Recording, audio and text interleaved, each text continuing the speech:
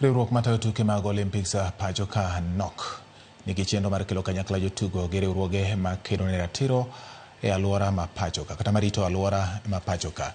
Jotugo maromo 60 kaachiel gi jotelo mawuok e riwruoge mopogore opogore biro kanyakla e bwo chenro mar Lee Sustainability Workshop e boma ma Nairobi.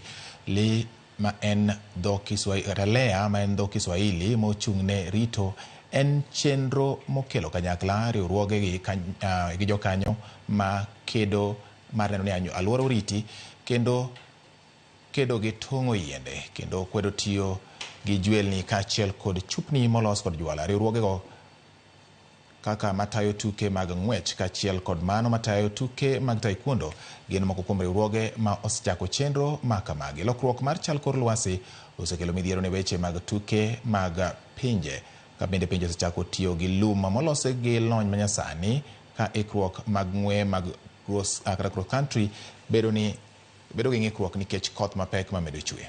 I read through, I thought it was important for us to get involved because I could also hear sometimes in the media, when you read papers and so on, the whole world is talking about climate change. We have a program in Taekwondo called Taekwondo Turn Green. And for the past 2 years, we've been engaged in tree planting exercises where all our activities are pegged on tree planting for combating climate